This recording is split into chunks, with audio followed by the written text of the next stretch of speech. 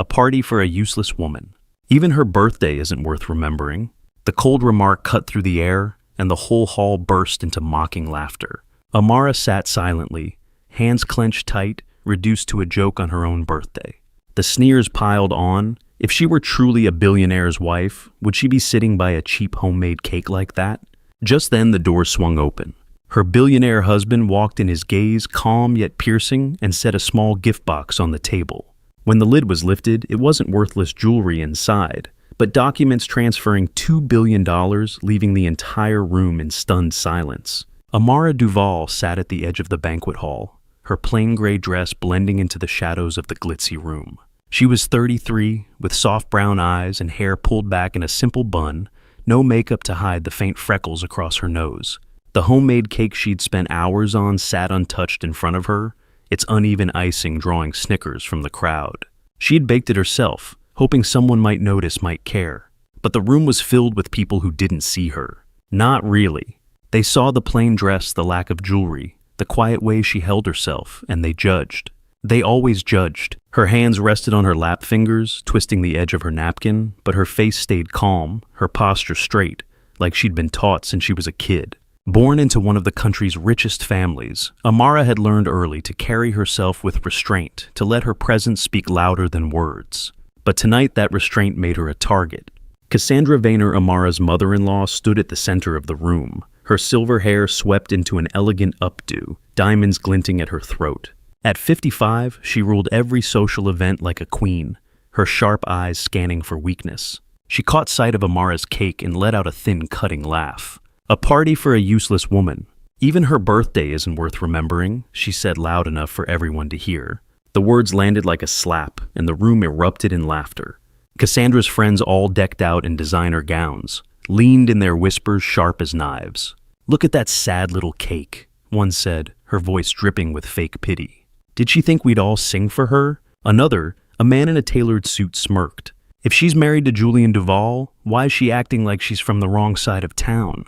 Amara didn't flinch. Her eyes stayed on the table, but her fingers tightened around the napkin, the only sign of the sting.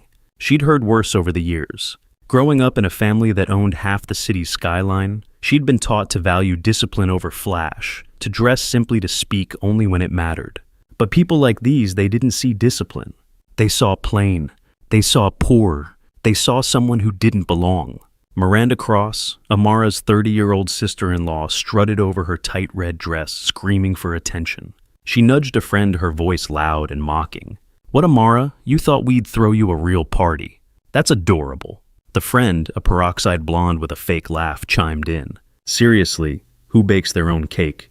That's like servant-level stuff." A woman in a sleek black gown, her earrings dangling like chandeliers, leaned across her table, her voice loud enough to carry. "I bet she doesn't even know how to use a caterer," she said, her lips curling into a sneer. "Poor thing probably thinks this is fancy." The table around her burst into laughter, glasses clinking as they toasted their own cleverness. Amara's hands paused, her fingers hovering over the napkin. She lifted her gaze just for a moment and looked at the woman. "I know how to make something worth sharing," she said, her voice quiet but clear, each word deliberate. The woman blinked, her smirk faltering. But before she could respond, another guest jumped in, his voice booming. "Sharing? Sweetheart, you're not even worth inviting." The laughter swelled again, but Amara's eyes didn't waver. She folded the napkin, set it down, and leaned back in her chair, her silence heavier than their noise. The insults kept coming, each one sharper, more personal. A man in a velvet blazer, his face flushed from too much champagne, pointed at Amara's dress. "Did you borrow that from your maid? No offense, but it's giving thrift store." The room howled. A woman with overdone lip filler leaned forward, her voice sugary but venomous. "Sweetie, if you're really Julian's wife, why do you look like you're here to clean up after us?" Amara's jaw tightened, but she didn't respond. She just sat there, letting the words pile up, her silence louder than their noise. Then Miranda leaned in close, her perfume overwhelming, and whispered just loud enough for the nearby table to hear. "You're an embarrassment. Julian must cringe every time he looks at you." Amara's eyes flicked up, meeting Miranda's. For a moment, the room seemed to hold its breath. "Do you ever get tired of talking?" Amara asked, her voice low, steady, not a trace of anger. Miranda froze, her smirk faltering. The words weren't loud, weren't dramatic, but they cut through the chatter like a blade. A few guests shifted uncomfortably, but the moment passed, and the laughter started up again louder, as if to drown out Amara's quiet defiance. A man in a corner, his tie loosened, raised his voice. "She's got a point, Miranda. You do talk too much."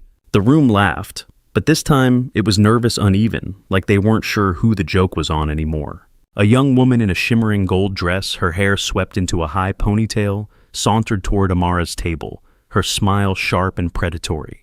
She held a glass of champagne, tilting it slightly, as she spoke loud enough for nearby tables to hear. "Amara, darling, you're sitting all alone.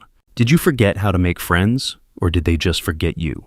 The room tittered, a few guests exchanging smug glances. Amara's fingers paused on her napkin, her eyes lifting to meet the woman's. She didn't speak, but her gaze held steady, unflinching until the woman's smile wavered. Amara leaned forward slightly, her voice soft but pointed. "I choose my company carefully," she said, her words slicing through the chatter. The woman stepped back, her champagne sloshing, and the laughter around her faltered, replaced by awkward coughs. The banquet hall glittered under crystal chandeliers, tables draped in white linen, every inch screaming wealth. Amara didn't fit here, not in their eyes. She had never tried to. Her family had raised her to value substance over show, to carry herself with a quiet strength that didn't need validation. But that strength made her invisible to people like these people, who measured worth in labels and loudness. Another guest, a stocky man with a Rolex that screamed new money, raised his glass toward Amara. "To the birthday girl, who clearly doesn't know her place," he said, grinning. The room laughed again, but this time Amara's hands stilled. She looked at him, her gaze steady, unblinking. "And where's your place?" she asked, her voice soft, but sharp enough to make him choke on his drink. Across the room, a young waiter dropped a tray of glasses, the crash slicing through the laughter. Heads turned, and for a moment, Amara's eyes met his. He was maybe 20, his face flushed with embarrassment, as Cassandra snapped at him. "Clumsy boy, clean it up," she barked, her voice dripping with disdain. Amara stood, her chair scraping softly against the floor, and walked over. She knelt beside him, picking up a shard of glass before he could. "It's okay," she said quietly, her hands steady as she helped him gather the pieces. The room watched, their whispers faltering. Cassandra's face tightened, but Amara didn't look at her. She handed the waiter a napkin, her eyes kind, and returned to her seat. The gesture was small, but it shifted. Something made the room feel smaller, the laughter thinner. The laughter died down for a second, but Cassandra wasn't done. She walked over her heels, clicking on the marble floor, and stood over Amara's table. "If you had any sense, you'd know not to make a spectacle of yourself," she said, her tone icy. "This isn't your night. It's never your night." Amara didn't look up. She smoothed the napkin in her lap, her movements deliberate, controlled. But her silence wasn't surrender. It was something else, something heavier. The room didn't notice, but her fingers brushed the edge of her phone, which sat face down on the table. A faint vibration hummed against her hand, and her lips twitched just for a second, like she knew something no one else did. A man in a crisp white shirt, his cufflinks catching the light, leaned toward his companion, his voice carrying across the room. "I heard she grew up in some backwater town before Julian picked her up. No wonder she's so plain." The words sparked a ripple of laughter, heads turning to stare at Amara. She didn't react, but her fingers paused on the edge of her plate, her touchlight almost reverent. She looked up, her eyes meeting his, and spoke, her voice calm but clear. "You'd be surprised what you can learn from a small town." She said, her words simple, but weighted. The man's grin faded, and he shifted in his seat, suddenly engrossed in his drink. The room's laughter continued, but it felt forced now, like they were trying to cover something up. Years ago, Amara had sat in a different kind of room, a small kitchen with peeling wallpaper, her mother's hands covered in flour, as she taught her to bake. "You don't need fancy things to make something beautiful," her mother had said, her voice warm, steady. "You just need care." Amara had been 10, her hair in a messy braid, her laughter filling the room as she smeared icing on her nose. That memory flickered now, as she stared at the cake she'd made, its uneven edges, a quiet rebellion against this cold, glittering world. She'd baked it not for them, but for herself, for the girl she'd been, the one who believed care was enough. A woman nearby snorted, pointing at the cake. "Did she make that in a microwave?" "It's pathetic." Amara's fingers stilled, but she didn't look up. She traced the edge of the plate, her touch, light, like she was holding on to that memory, not the insult. The phone buzzed again, pulling her back. She glanced at it, her expression unreadable, and opened an email.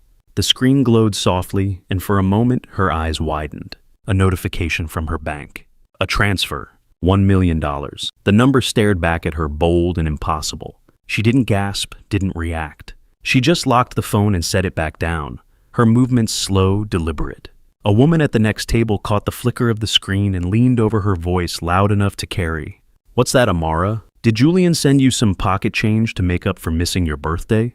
The room erupted again, the laughter sharper, now more desperate, like they were trying to outdo each other. Cassandra overheard and smirked, swirling her wine glass. $1 million. That's nothing. Just a little hush money to keep her quiet. Miranda jumped in, her voice dripping with mockery. "Wow, a whole million. You must feel so special now." Amara didn't respond. She folded her hands in her lap, her face calm, but her eyes held something new. A glint like a spark catching fire. The guests didn't see it. They were too busy laughing, too busy tearing her down.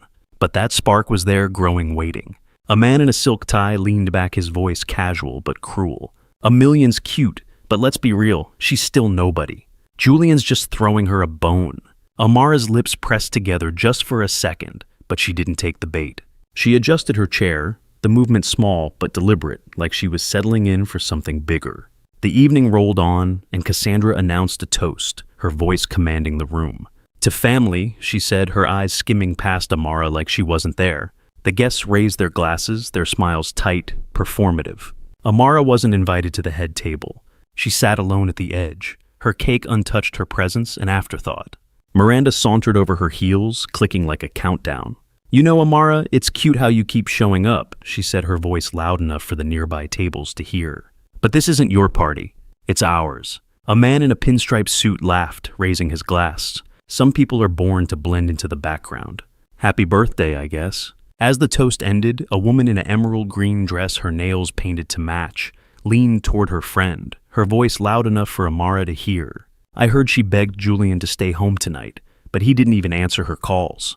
The lie spread like wildfire, heads turning, eyes glinting with glee. Amara's hand paused on her glass, her fingers tightening for just a moment. She set it down untouched and looked at the woman. "You heard wrong," she said, her voice even almost gentle. The woman's smile froze, her eyes darting away, but the room didn't let up. Another guest, a man with slicked back hair and a smug grin, called out, "Maybe she should have begged harder. Looks like she's got no pull with him." Amara didn't respond, but she tilted her head slightly, her gaze locking onto his, and he shifted in his seat, suddenly interested in his plate. A woman in a velvet shawl, her voice syrupy with fake concern, stood and addressed the room, her eyes fixed on Amara. "It's so sad, isn't it? She tries so hard to fit in, but she's just not one of us." The room nodded, murmurs of agreement rippling through the crowd. Amara's hand rested on her bag, her fingers brushing the strap, but she didn't look away. She leaned forward, her voice soft but steady. "I'm not trying to be you," she said, each word clear, deliberate. The woman's face flushed, and she sat down quickly, her shawl slipping to the floor. The room's laughter stuttered, and for a moment the air felt tight, like everyone was waiting for something to break. Amara's fingers brushed the edge of her plate, her movements slow, precise. She looked up at Miranda, her eyes steady. "Funny how you think you're the main event," she said, her voice so soft it barely carried. But it landed. Miranda's face flushed, and she opened her mouth to fire back, but nothing came out.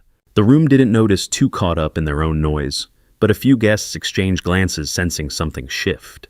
Amara's phone buzzed again, but she didn't check it. She just sat there, her silence a wall no one could climb. A woman at a nearby table, her fur stole slipping off her shoulder, leaned forward, her voice dripping with condescension. "Amara, dear, you should have at least hired a stylist. This whole look isn't doing you any favors." Amara's hand paused on her bag, her fingers brushing the zipper. "Some of us don't need to buy a personality," she said, her tone calm, almost kind. The woman's face reddened, and the table went quiet, the insult sinking in like a stone.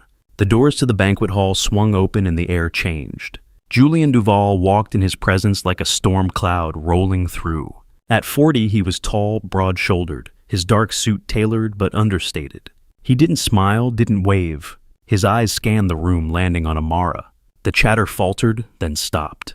Julian rarely showed up to these events. He was a billionaire who avoided the spotlight, a man who spoke through actions, not words. Cassandra hurried over, her smile tight, her voice too sweet. "Julian, darling, we're just having a little fun," she said, gesturing to the room. "Join us." A man in a corner, his cufflinks flashing under the lights, muttered to his friend. Guess the big man finally showed up to save his charity case. Amara's eyes flicked toward him, but she didn't speak. She just adjusted her bag in her lap, her fingers steady like she was holding on to something bigger than the room could see. A woman in a silver gown, her clutch clutched tightly, leaned toward her table, her voice loud and mocking. Look at her sitting there like she's waiting for a miracle. Pathetic. The room chuckled, heads nodding in agreement. Amara's hand paused on her bag, her fingers still for a moment. She looked at the woman, her eyes steady, and spoke her voice low but clear. "I don't wait for miracles," she said, her words cutting through the noise. "I make my own." The woman's smile froze and she looked away her clutch, slipping to the table. The room's laughter died down, and a few guests shifted in their seats, their eyes darting to Amara like they were seeing something they hadn't before. Julian didn't respond to Cassandra. He walked straight to Amara's table, his steps measured deliberate. The room watched, holding its breath. He set a small black box in front of her, his hands steady. "Happy birthday," he said, his voice low, almost private, but it carried. Amara looked at the box, then at him. Her fingers hesitated just for a second before she reached for it. The room leaned in, waiting for the punchline. Miranda laughed, her voice sharp. "What's that, a little trinket to keep her quiet?" "Cute," Cassandra chimed in, her tone dismissive. "Jewelry, I'm sure. Something to make her feel less ordinary." A woman in a gold dress, her hair piled high, leaned forward, her voice loud.